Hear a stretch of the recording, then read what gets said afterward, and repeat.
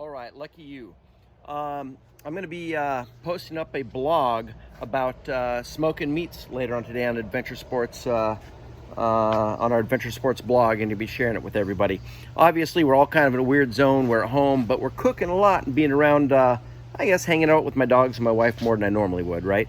So what I've done is I've started a smoking process. I'm pretty much committed to traditional smoking. I'm using hardwood lump charcoal, which is the real charcoal, no additives, it's all natural.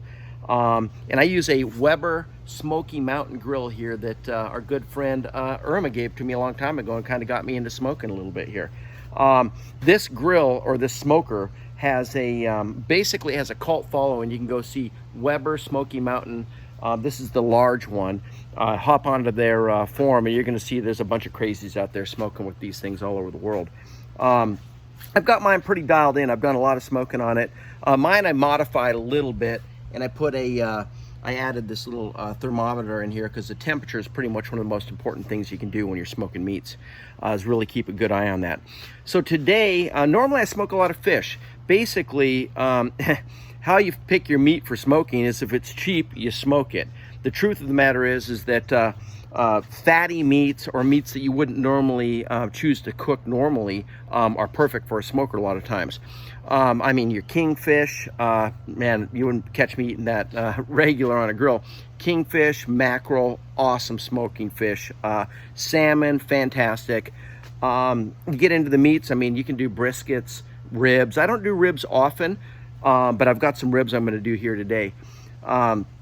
Anything that's really fatty. Today I'm actually trying a kind of a cheap London broil. It's like $3 a pound, I think. And what I really do is, a lot of people they think smoking is for the taste, but actually, from my perspective, smoking's all about, I like to do it the real way. So I'm really preserving the meat.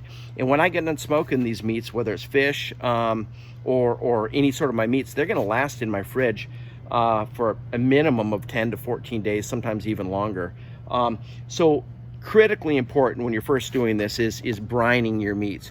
So I throw my meats in the fridge in a water solution. It's going to be water with an enormous amount of salt content. What we're trying to use is really reverse osmosis to suck that other water out of the meats and basically replacing it with salts, right?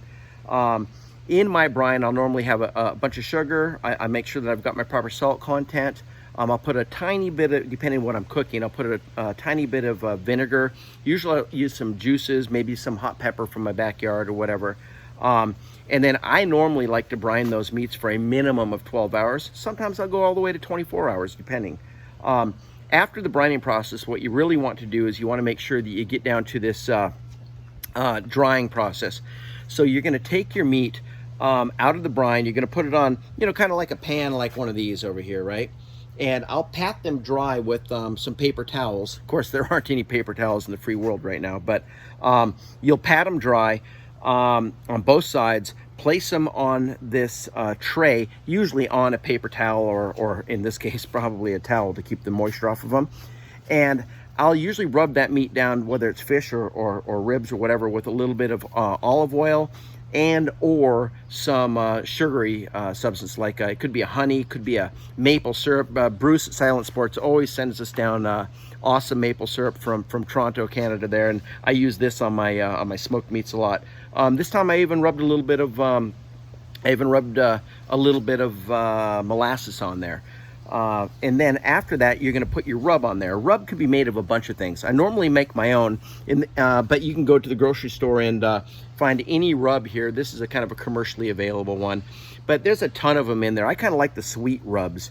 So I'll rub that meat down, make sure that it's covered on the top, the bottom, the sides, and just really put liberal portions on there. There's a lot of salt and different spices in there.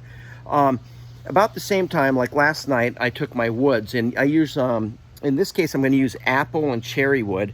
And you can go over to any hardware store, pretty much, Home Depot or whatever, and get your wood bag. It's apple and cherry.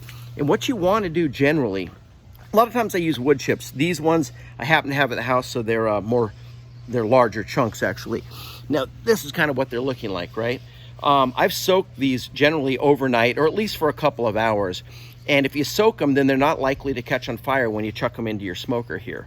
And that way you're going to get the good smoke, and you're not going to get kind of that sooty stuff on your meat. Now, I'm way ahead of the process here. So I've already brined my meats. I've dried them. I put my dry rub on, and I got my charcoal burning hot. I use a Royal Oak 100% hardwood lump charcoal, which is a great hot burning charcoal. There's a big damn difference on charcoals. I used to use this thing called Cowboy, and it is a super cool burning charcoal. So you really want to be careful about the type of charcoal you get. I didn't know there was a difference when I first started, but you can always cool it down. Sometimes it's hard to get it hotter, right? So I've got my meats already going. You've got to get your charcoal white hot before you get it in there. And I can't take the whole thing off here because you can kind of see what I'm at. So you can kind of see my meats there. I've got the salmon, some brisket, some ribs on here. And inside this thing, at the bottom level down here, you've got, as a matter of fact, I'll even open this up. Don't want to burn myself.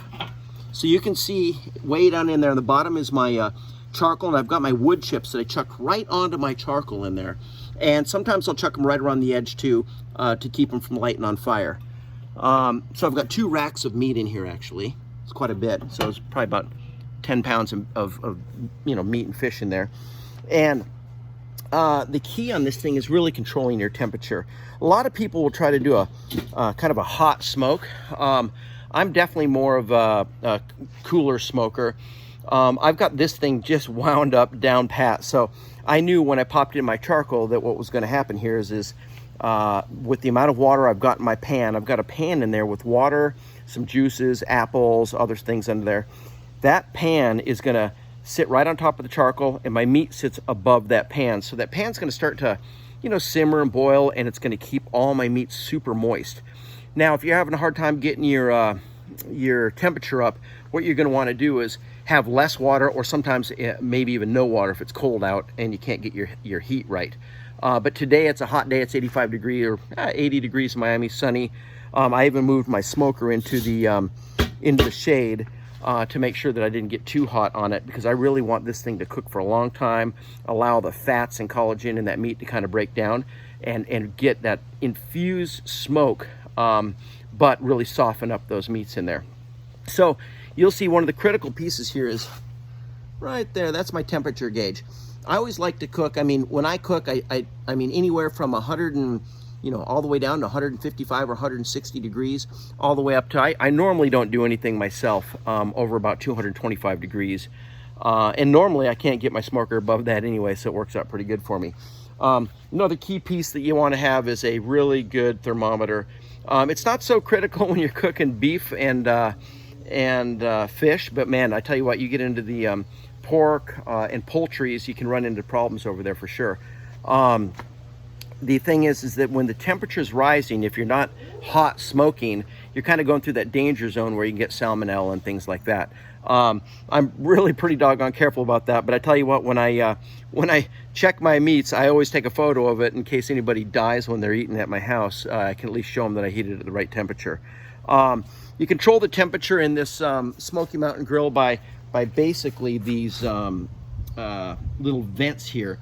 And I've got all mine fully open. I pretty much know this smoker inside and out. And mine's got some leak. You can see the smoke coming around the edges. It's got some leaks, but I'm used to it like that. So I'm not as worried about controlling my temperature to the, down to the 10 or 12 degrees. If I can get within 15 or 20 degrees of what I'm looking to smoke, provided it's not too hot and not too cold, I'm calling that a win.